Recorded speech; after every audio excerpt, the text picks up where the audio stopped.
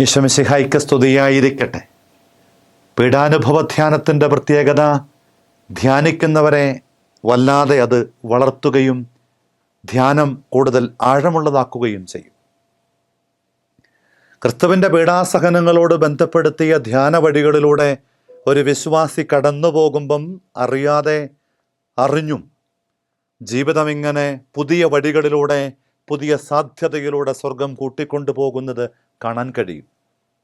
വിശുദ്ധ തോമസ് അക്വിനാസും വിശുദ്ധ ബനവഞ്ചറും രണ്ടുപേരും ഒരുമിച്ചായിരുന്ന കാലഘട്ടത്തിൽ വിശേഷങ്ങൾ പറയുകയും ആത്മീയ വിഷയങ്ങൾ സംസാരിക്കുകയും ഒക്കെ ചെയ്യുമ്പം ഒരിക്കൽ തോമസ് അക്വിനാസ് പുണ്യവാൻ ബനവഞ്ചറിനോട് ചോദിച്ചു, ഇത്രയും ആഴമുള്ള ആത്മീയതയുടെ അനുഭവങ്ങളിലൂടെ കടന്നു പോകാനായിട്ട് അങ്ങേക്ക് സഹായകമാകുന്ന കാര്യവും സാധ്യതയും വഴിയുമെന്ത് എന്നൊന്ന് പറയാമോ? മുറിയിലേക്ക് കൂട്ടിക്കൊണ്ടുപോയിട്ട് തൻ്റെ മേശപ്പുറത്തിരിക്കുന്ന ആ ക്രൂശിത രൂപം കാട്ടിക്കൊടുത്തിട്ട് പറഞ്ഞു, ബനവഞ്ചർ പുണ്യവൻ പറഞ്ഞു, ഈ ക്രൂശിതനാണ് എന്നെ ഈ വഴികളിലൂടെയൊക്കെ കൊണ്ട് നടക്കുന്നത്. അതുല്യ പ്രതിഭകൾ എന്ന് വിളിക്കാവുന്ന വിശുദ്ധ ഗണത്തിലെ ഏറ്റവും ഔന്നത്യമുള്ള രണ്ടു ജീവിതങ്ങൾ കണ്ടുമുട്ടുമ്പം പങ്കുവെക്കുന്ന വിചാരം അത് കുരിശിൻ്റെ വിചാരമാണ്, പീഡാസഹനത്തിൻ്റെ വിചാരങ്ങളാണ്.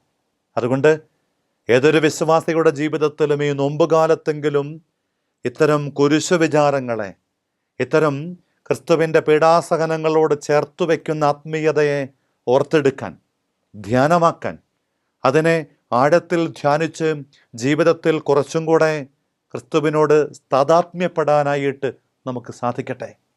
നാളേറെ അവിടുത്തെ ഒപ്പം നടന്നിട്ടും അവിടത്തോട് കൂടെയായിരുന്നിട്ടും ക്രിസ്തുവിൻ്റെ സമാനതകളെ എന്തേ നമ്മൾ ആർജിക്കാത്തത് എന്ന് ചുറ്റുപാടുമുള്ള ആളുകളൊക്കെ ചോദിക്കുന്നുണ്ട്.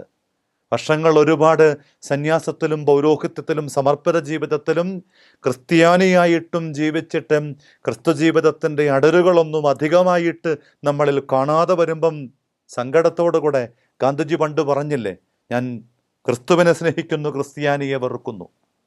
അതിലേക്ക് നമ്മുടെ ജീവിതത്തിന് അകലമുണ്ട് എങ്കിൽ, അങ്ങനെയാണ് നമ്മുടെ ജീവിതമെങ്കിൽ ഫ്രാൻസിസ് മാർപ്പാപ്പ ഓർമ്മപ്പെടുത്തും പോലെ നമുക്ക് കുറേയും കൂടെ കരുണാർദ്രതയോടുകൂടെ ക്രിസ്തുവിലേക്ക്, ക്രിസ്തു അനുഭവങ്ങളിലേക്ക് നമ്മെ ചേർക്കാം.